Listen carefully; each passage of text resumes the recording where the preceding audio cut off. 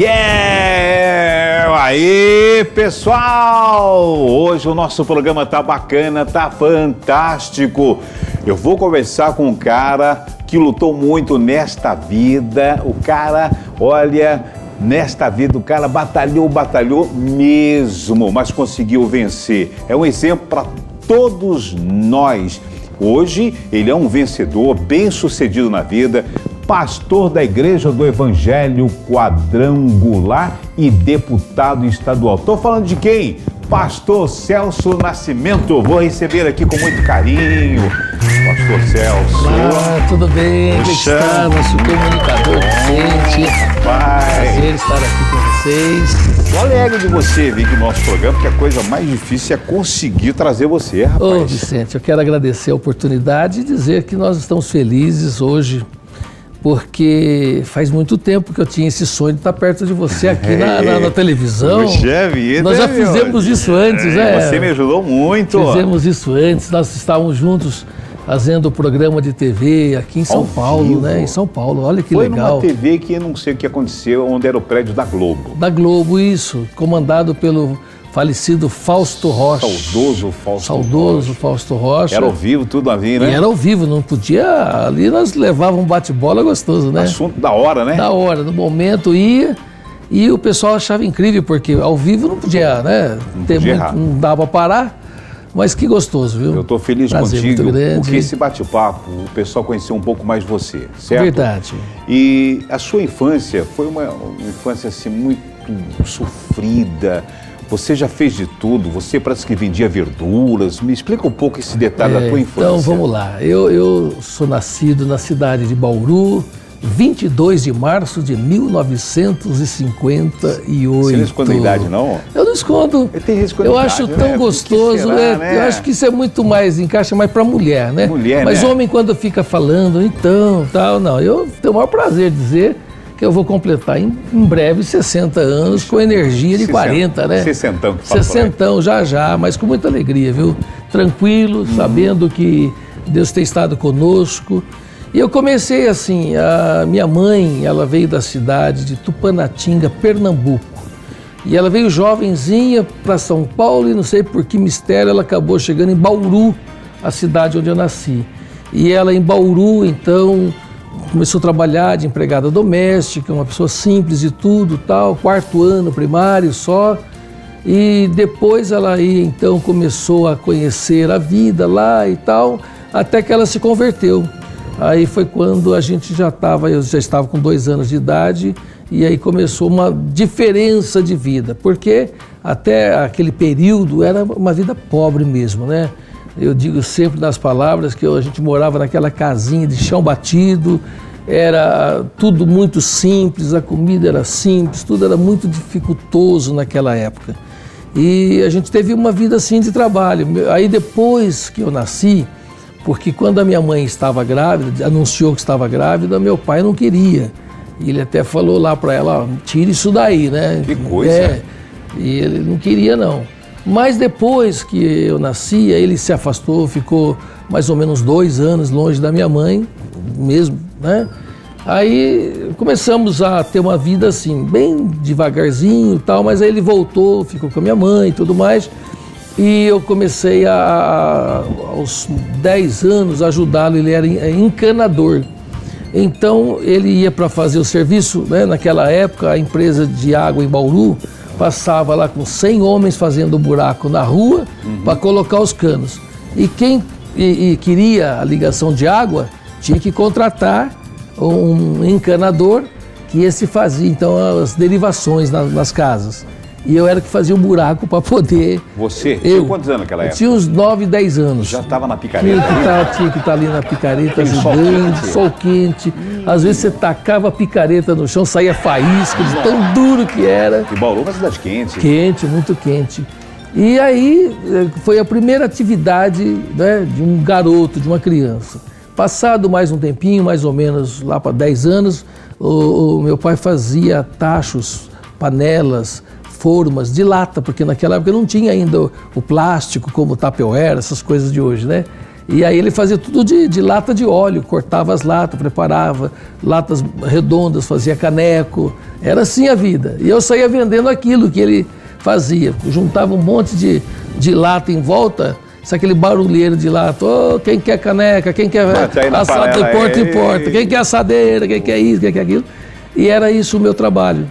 Aí aos 12 anos que ele comprou a carroça, e é só a partir dos 12 anos que eu fui ser carroceiro. Carroceiro. Só que eu não queria ser carroceiro. Achava que ser carroceiro era muito simples. Ter que ficar pegando coisas de uma casa, levando, fazendo as mudanças. Era isso que carroceiro fazia, os carretos, como era chamado. Então o que eu fiz? Eu fui ser verdureiro. Primeira atividade minha, eu comprei uma caixa de laranja, coloquei lá na carrocinha e fui saindo, oferecendo laranja. Você não tinha vergonha, não? Aquela timidez e tal? Na realidade, nesta época, a gente tinha uma necessidade tão grande que a necessidade faz a criação, né? A gente vai para a luta. E eu, então, comecei a vender laranja, aí deu certo, vendi toda a caixa de laranja num dia, aí eu voltei lá, comprei 2, aí depois a coisa começou a engrenar e foi quando eu comecei a ampliar, porque aí a pessoa fala assim, mas você só tem laranja? Aí eu falei, o que a senhora gostaria que tivesse? Não, podia ter banana, podia ter isso, ter aquilo. Aí o que eu fiz? Eu comecei então a ampliar os negócios. Aí foi quando eu coloquei na carroça as caixas divididinhas. Aí eu comecei por laranja, banana, aí pediam tomate, eu trazia tomate, depois pediam verdura, trazia verdura. Quando não, tinha uma feira montada na carroça. Você fez isso aí? Garotão aí. Eu, por exemplo, na minha infância foi meio complicado. Acho que eu fui meio burro, sei lá, quando era criança. Eu fui bem até os 10 anos, 4º ano, lembra? Quarto ano, primário. Aí eu fui diretão, aí depois... Eu repeti 4 anos no 4º ano, cara. 4 anos? Era o maior da classe, não o melhor. Não, foi meu garoto. Teve um garoto, ele chegou pra mãe, eu tirei 10. A mãe ficou feliz. 10, filho, parabéns pra você. Parabéns. Então, ela pegou lá pra ver 10, mas aqui tem matemática e geografia. Então, você tirou 10 matemática e tirou 10 geografia. Não, mãe, matemática eu tirei 1 e geografia eu tirei 0. Deu 10. Mas você tinha tempo de estudar, não tinha? Como é que era? Então, a parte de escola, para mim, eu morava perto de uma escola chamada Escola Paroquial São Francisco de Assis. Era comandada pelas irmãs, pelas freiras, e era uma escola muito boa, era uma escola misto pública, mas que tinha um atendimento muito especial. Ali eu fiz os primeiros 4 anos. Tinha aquela merenda doida, ela que era uma gororoba que a gente comia? Mas você sabe que aquilo era o que ajudava a gente, né? Porque a gente que tinha poucas condições de refeição, era uma alegria quando a gente chegava na escola, podia tomar leite com groselha, olha a época, né? Às vezes vinha aquela gororoba que você falou, era um tipo de sopa com não sei o que lá, e a gente até às vezes tinha a permissão da freira de levar uma vasilha para casa para comer à noite. Puxa. Então, era uma época, Vicente, muito difícil, a gente contava moedinhas. Era a época das moedinhas. Moedinha era dinheiro de pobre, né? E nesse período realmente foi difícil, porque nós tivemos ali aquele período, né, da casinha simples, da vida simples, mas aí o tempo foi passando, né? E foi passando e as coisas foram acontecendo na vida da gente, né? Foi um aprendizado. Foi acontecendo.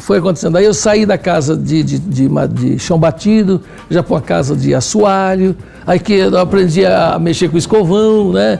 Ajudava a mãe, tinha que mexer com escovão, tinha que ajudar. Bacana, era. E daí para frente a gente foi dando uma melhoradinha na vida. A igreja era legal. Na época da igreja eu fazia o serviço de verdureiro durante o dia. E à noite? Lavava a carrocinha, o animal dava uma descansada boa. À noite arriava o bichinho de novo. Ia para a igreja de carroça. Celso Nascimento, olha a laranja, Cuiabá. Olha, eu te conheço desde o tempo da rádio, nos anos 80. Você é um cara que levava maletinha para pregadores. Exatamente. Você carregava maletinha. Eu carregava a maletinha. Você sabe que isso é legal, porque ainda hoje eu tenho o privilégio de carregar a maleta para o meu presidente. Quando sobra um espaçozinho, né? Eu tô lá carregando a maleta, mas nós estamos falando agora de 1977, 78. Né? Você era garota ainda, eu lembro que você fazia as vinhetas, que era muito complicada, Você um dia deu uma oportunidade de me fazer uma vinheta. Prepare-se. Tipo assim, aquela voz bonita. Pelos caminhos da vida, lembra? Isso. E você, fala pro pessoal como é que você Final fazia. do século XX. Era eu, Roberto Carlos, mas é mais Roberto Carlos, né? É. Mas você tinha um processo de trabalho de edição. Hoje os caras tá tudo na hoje mordomia. é tudo tranquilo, e como né? é que era? Eu sou da época da fita de rolo. Na fita de rolo. E na fita de rolo, quando tinha que fazer uma edição, ou seja, tinha alguma coisa que precisa ser cortado, tinha que cortar a fita literalmente. Então a gente tinha uma pecinha que a gente colocava a fita ali naquele meio, prendia a fita, aonde você ouvia que tinha que fazer o corte, então às vezes vinha até um pedaço, daquele não servia, e ia até o que ia servir, você tinha que cortar aquele pedaço. Cortava os dois lados, tinha o estilete lá, na época, a gilete, cortava, emendava, colava ela por baixo, né, porque ela para passar na leitura, então de um lado colava a fitinha e aí você testava, não está certinho. Aí você passava. E era cobrança, né? Por exemplo, você não está. Você não está só. Parecia bonito, né? Exatamente. Aí você juntava. Ou a música, às vezes, tinha que fazer uma entrada de uma música para outra e tinha que dar aquele lance considerado perfeito. Bom, né? Você já estava em São Paulo, mano. São Paulo. Você deixou Bauru. Isso, né? Deixei Bauru. Só que eu deixei Bauru e antes de vir para São Paulo, eu fui para o Acre. Para o Acre? Para o Acre. Eu fui abrir obras lá no Acre. Eu estive no Acre em 1977. Você estava com quantos anos naquela época? Estava com 19 anos. 19 anos? 19 anos. Chegou a usar bata, não? Cada batinha? Sim, usava bata, era chamado de missionário. Missionário? Missionário Celso Nascimento, né? Ou missionário Nascimento. E usava bata com a gola clerical. Eu lembro de certinho, pelos caminhos da vida. O missionário que está aí agora para fazer a bênção, né, do povo de nosso Deus e nosso Pai. Tudo isso. Aconteceu, grande Deus, caiu os demônios. Aí espalhava pelo chão. Lá no Acre, eu estive em Rio Branco, a capital. Rio Branco. E depois eu fui para Cruzeiro do Sul. A cidade de Cruzeiro do Sul é a divisa do Acre, Brasil com Peru. Lá na pontinha já, onde o escorregou está fora do planeta, né? E lá nós fizemos um trabalho missionário, substituímos o missionário Aurélio Pires, eu e o missionário Fernando Batista, que hoje está em Bauru. Nós dois ficamos lá um tempo fazendo a obra, graças a Deus a obra continua, está até hoje, cresceu, a cidade cresceu, a igreja cresceu. E em Rio Branco nós abrimos um trabalho, eu abri um trabalho no bairro Estação Experimental, o nome do lugar. E até hoje a nossa igreja está lá, grande, firme e forte. Eu estou falando você com 19 anos, porque eu vou explicar, há uma diferença muito grande hoje. A gente saía pela fé e acabou. Aquilo que você aprendia com seus missionários, com seus pai na fé, a gente praticava. E às vezes tinha que tomar cuidado de pregar errado, que nem o cara falando assim, ele estava pregando, né? E a história, e Jesus está passando debaixo da árvore e disse, Bartimeu, desça da árvore, porque hoje convém eu posar na tua casa. E o cara, não é Bartimeu, é Zaqueu, né? Zaqueu. Bartimeu, desça da árvore, porque é Zaqueu que vai subir na árvore agora. É o lugar de Zaqueu. Zaqueu é agora. É interessante, quando a gente estava aprendendo, quando a gente estava na vida, não tinha aquele negócio gostoso dos cursos bíblicos, dos cursos teológicos, seminários que tem hoje. Então a grande maioria dos missionários foram vocacionados e mandados pelo Espírito Santo. Porque o resto você tinha que aprender na raça. Você fala, Jonas foi engolido com jacaré, o cara fala, jacaré não dá em mar. Não, exatamente, tinha. Eu lembro de uma passagem de um amigo nosso que falando sobre o dilúvio, ele disse, e Noé via que a água estava subindo e as latinhas de massa de tomate ia passando na estrada. Ou seja, vambora! O outro foi pregar sobre os três na fornalha e falou, e estavam os três homens na fornalha, era Sandraque, Mandrake e o Cabeça de Negro. Mas aí vai aprendendo, né?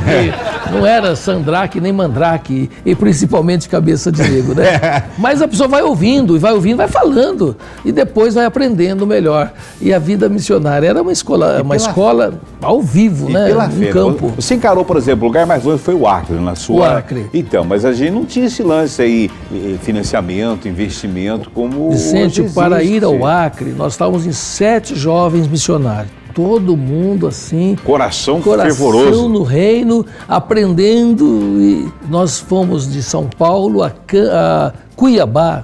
Em 1 dia e meio, naquela época, acho que 1 dia e meio, nós fomos de São Paulo a Cuiabá. Aqueles ônibus desesperador, aqueles ônibus pau velho mesmo, aquelas coisas que só Jesus na causa.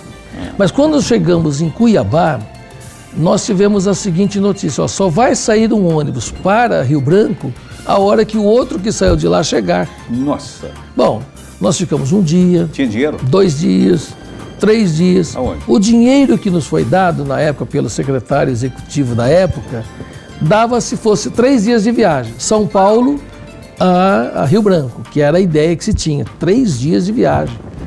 Bom, o que acontece? Quando chegamos em Cuiabá, nós ficamos 3 dias em Cuiabá. Então nós tínhamos que nos alimentar, dormir. O local que nós fomos dormir tinha uma igreja católica e ela tinha um muro, uma parede avançada, parede da igreja, e nós fomos dormir lá. Cuiabá é quente e tal, nós dormimos lá.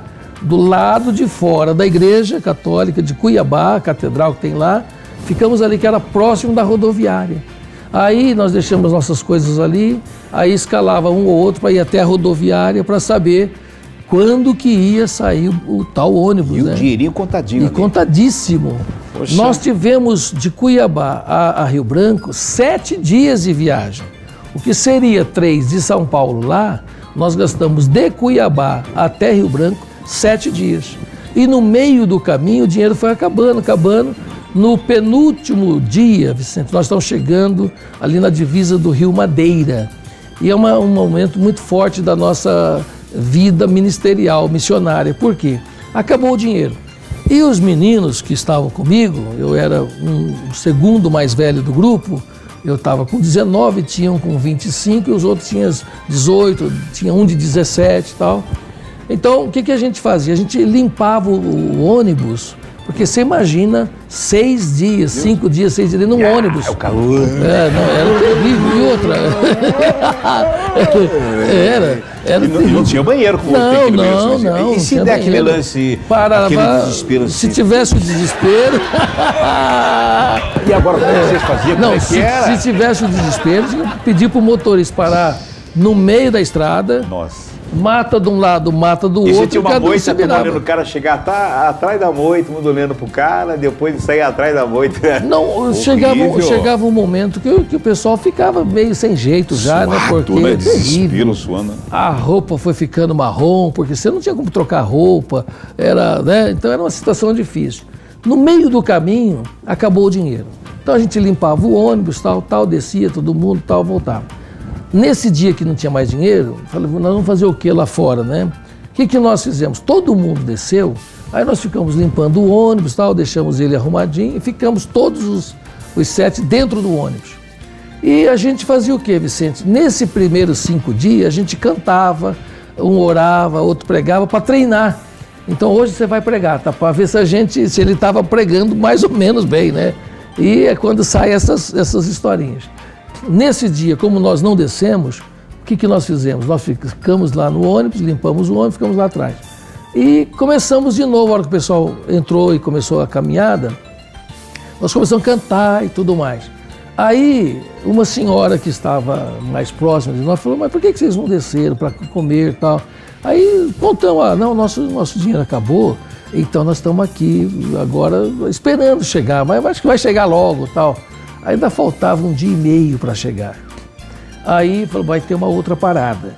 Aí nessa outra parada, o que foi legal? Que tinha um homem dentro do ônibus que ele dizia assim, o que esses hippies, naquela época eram os hippies, né? Sim. O que esses hippies estão pensando que vão fazer lá na minha cidade? Quando descerem lá, eu vou mandar prender esses caras, eles são vagabundos que estão indo para lá. Só que ele não entendia que lá atrás a gente estava cantando hinos, corinhos e tudo mais. Aí teve um dia que a gente fazia meio baixinho no fundo do ônibus, mas teve um dia que nós falamos assim, nesse dia, vamos fazer um culto hoje de verdade?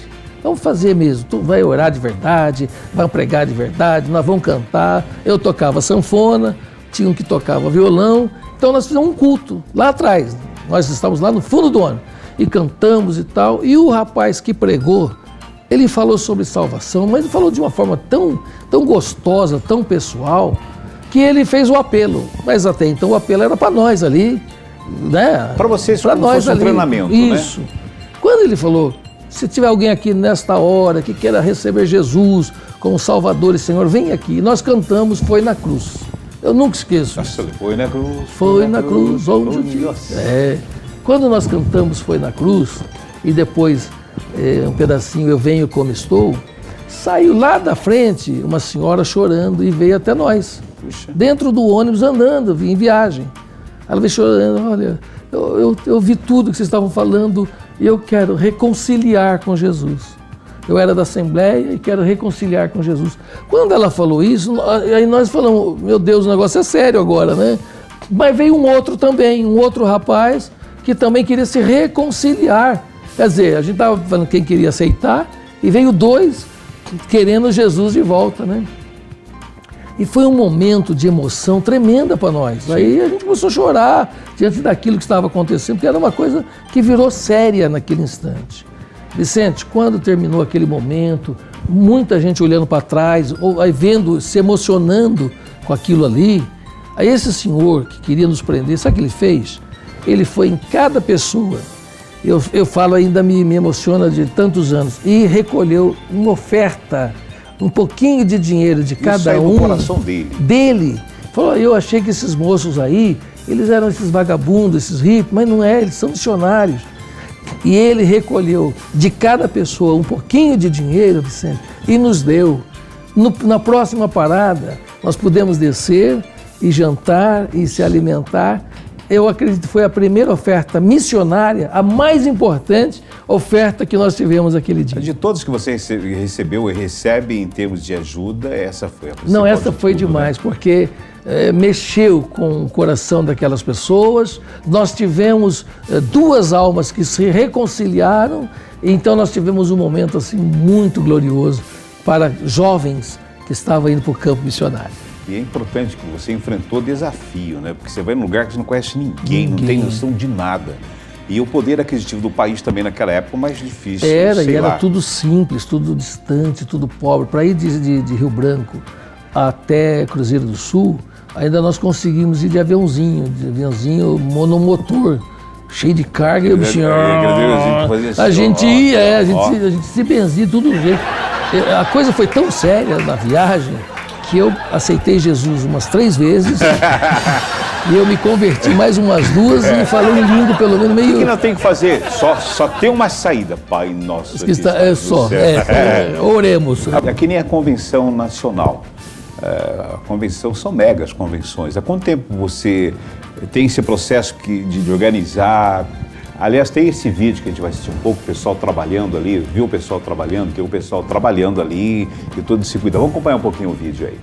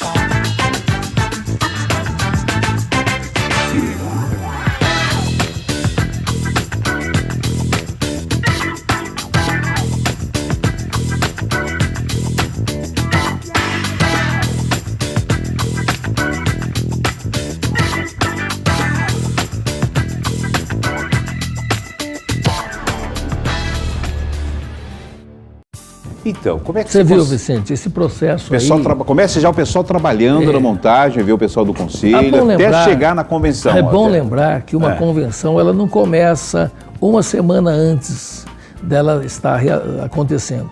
Um ano antes. Termina uma convenção, já começa outra.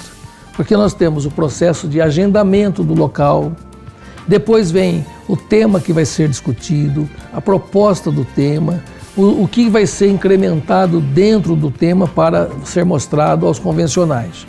Alguns membros da equipe nossa, que muitas vezes vai de 100 a 150 pessoas, que trabalham na convenção, inclusive você é um dos nossos presentes lá. A convenção, ela tem uma equipe que alguns chegam lá, às vezes, um mês antes, outros 15 dias antes, outros uma semana antes, outros 2, 3 dias antes, ou seja, até completar toda a equipe. A equipe, eu tive até a oportunidade, até o presente momento, de estar na direção das convenções. Quantas convenções já trabalhou nessa? 13 convenções. 13? 13, já se passaram 13 convenções. Tenho a Denise, que tem sido o meu braço direito. A Denise, ela é escondida. Queria contratar ela para ser uma apresentadora, locutora, ela não quer. Ela gosta de trabalhar atrás das câmeras, né? Mas é uma pessoa extremamente competente, que nos ajuda nesse projeto há 13 anos também. E, através dela, toda uma equipe que se faz, né, de rádio, televisão, jornalismo, equipe de manutenção, equipe de obras, e vai por aí afora, né? Técnicos de som, e vai crescente. Dá em torno dos que trabalham diretamente conosco, as empresas que trabalham conosco ali, eu acredito que umas 300 pessoas estão envolvidas, né? Equipe de limpeza, equipe de segurança, é muito grande, porque hoje nós estamos fazendo uma convenção para 14 mil pessoas, Vicente. É gigantesco demais. E sem contar o detalhe que tudo isso é suporte que você passou para a gente, mas aí vem a essência. Eleição, o pregador, isso. Quem vai fazer o louvor. Exatamente. Esta parte que nós chamamos de a cobertura, né? O recheio da convenção, porque eu tinha falado a base, né? O alicerce. Queria ser alicerce, você é muito exigente, ó. Sim, mas... Rapaz, tu cobra a gente direto, ó. Mas sabe o que você tá lá olhando e fica cobrando a gente, ó, faz isso aqui. Como é que você vê essas coisas? Impressionante, Deus dá graça. Eu já vi lugares lá na convenção que um fio poderia acabar com todo o projeto da convenção. Um ferro que às vezes está numa ponta que todo mundo passou por ele, eu passei, olhei, falei, mas esse ferro aqui, ele ainda vai causar acidente. Claro, tem que ser isso mesmo. São detalhes que você, quando vai vivendo a vida, você vai tendo a amplitude das coisas, né? Então, graças a Deus, a gente vê o todo e vê também minuciosamente. Então você pega também na massa, você manda, mas você também está junto. Faço junto. Eu e você já descarregamos quantas caixas ali? Caminhões, né? Caminhões. Gente, porque quando o negócio está pegando, não tem aquela, vai lá, faz, eu vou fazer junto. Porque eu acho que existe essa famosa diferença, né, entre o líder e o chefe, né? A palavra chefe muitas vezes é encaixada só como quem manda, e o líder é aquele que vai junto. Então eu prefiro fazer junto para mostrar como se faz, por que deve ser feito e a importância de estar fazendo. Isso então, é bom. Aí vem o término que é chave de ouro, o poder do Espírito Santo, transformações e tudo mais, né? Sim. Agora, você teve uma ideia, hoje você é um deputado, não é? Pela primeira vez você foi eleito, é a segunda vez que você... Eu concorri a primeira vez com 30 mil votos, faltou pouquinho para chegar lá e concorri de novo. Na segunda vez chegamos a 79.477 E como conviver no meio de tantos políticos, dos bastidores, e ter aquela pressão de todos os lados? Olha, eu creio assim, é um campo minado, mas que como servo de Deus, Deus tem dado graça para que a gente faça um trabalho muito exemplar e até aplaudido pelos mais antigos da casa. Hoje eu estou com aproximadamente 23 projetos de lei que estão tramitando dentro da casa. Bacana. E são coisas importantes, úteis para a sociedade do Estado de São Paulo, para o povo do Estado de São Paulo, para o meio ambiente. Eu trabalho muito na área do meio ambiente, eu sou membro da Comissão do Meio Ambiente, eu sou membro da Comissão de Segurança Pública e também trabalhamos muito nesta área. Trabalho em prol das entidades como a Paz, Sorri, são entidades que dão assistência a pessoas com deficiência, com síndromes. Eu tive a primeira lei aprovada liberando que as taxas, matrículas, elas têm o mesmo valor para a criança chamada de normal e a criança especial, que antigamente tinha que pagar 2 mensalidades, né? Então, se uma já é difícil para um pai que tem uma criança especial, imagina, ele tem que pagar o dobro. Isso agora é lei no estado de São Paulo, já foi sancionado, que tem que ter a igualdade. E essas e outras ações que a gente vem desenvolvendo, fiz sessão solene em prol da família, sessão solene em prol da Igreja do Evangelho Quadrangular, fizemos um programa de 65 anos pelo aniversário da Igreja Quadrangular. E o trabalho gostoso, Vicente, é que lá na Assembleia somos respeitados como um bom parlamentar e honramos a nossa igreja, honramos o nosso povo, porque eu não fui eleito nem por empresários, nem por empreiteiras, não com dinheiro público, eu fui eleito pelo povo de Deus, eu fui eleito pela Igreja do Evangelho Quadrangular, eu fui eleito pelas pessoas que ouviram a mensagem de seus pastores e acreditaram. E eu tenho a responsabilidade de honrar esse voto e de fazer desse voto um voto útil, um voto aproveitável. Quer dizer, não ficou no discurso, ficou na ação, porque uma vez o prefeito estava fazendo um discurso, sabe, um fazendeiro na cidade que tinha morrido, lá na cova do cara lá, ele fazendo um discurso. Por quê? O senhor Coronel Antônio da Silva, um excelente homem, um homem que cuidava da família, sempre foi meu amigo e eu respeito ele. Eu gosto dele. Quando ele falou isso, a dentadura do prefeito caiu lá na cova. Aí o cara tinha que dar uma resposta, né? E aqui foi meu beijo para ele agora. A dentadura, aqui vai meu beijo para ele. Esse prefeito aí, o prefeito geralmente tem que ser muito hábil, né? Muito rápido. Né? E eu lembro do prefeito que disse que no discurso, né, todo inflamado, aqui eu vou construir uma ponte para atravessar de um lado para outro nesse rio. Aí alguém gritou lá, mas prefeito, aqui não tem rio, eu construirei o rio. É isso aí, né? Foi bom falar contigo. Eu sei que você é um cara de superação, tá? O nosso bate-papo foi gostoso. Ah, que bom. Foi bom. Somos amigos, você sabe disso. Há muitos anos, nessa parada da vida. Anos. E continua nessa sua caminhada, porque tem muitos projetos, não tem? Com certeza. A gente tem aí em mente. Eu até queria falar da comunicação. A Secretaria de Comunicação da nossa igreja hoje, ela é algo maravilhoso, que está cada dia mais incorporando. Parabenizá-lo pelo programa que você está aqui fazendo, algo que a gente sempre trabalhou, sempre militou. Eu estava lembrando aqui, enquanto isso, das circulares lá do passado. Era uma folha de papel sulfite que vinha um boletim, tá? E foi indo devagarinho. A primeira cor foi na linha sépia, aquela linha meio antiga, e se transformou na revista Foursquare. Tinha quantos funcionários? 2 funcionários? 2 funcionários que trabalhavam naquela época. Hoje a secretaria é uma grande secretaria, um trabalho que a gente pôde ver com muita alegria e que culmina hoje nos programas que estão sendo apresentados pela BR4, da qual você é um dos excelentes locutores, tanto do rádio quanto da TV. E eu fico feliz porque a gente vê como a Igreja Quadrangular evoluiu e continua crescendo, né? Quero agradecer a oportunidade de estar aqui, mandar o nosso abraço aqui a todos que estão assistindo, todos vocês, importante para a gente, para a nossa igreja. O meu respeito, o meu abraço, pastor Mário de Oliveira, nosso presidente, aqueles que trabalham junto com ele. Muito obrigado por estar aqui. Foi bom conversar com o pastor César, não foi? Muito bem. Estamos aí juntos, cada vez mais, com Cristo no coração. Um grande abraço para você. Bye, bye.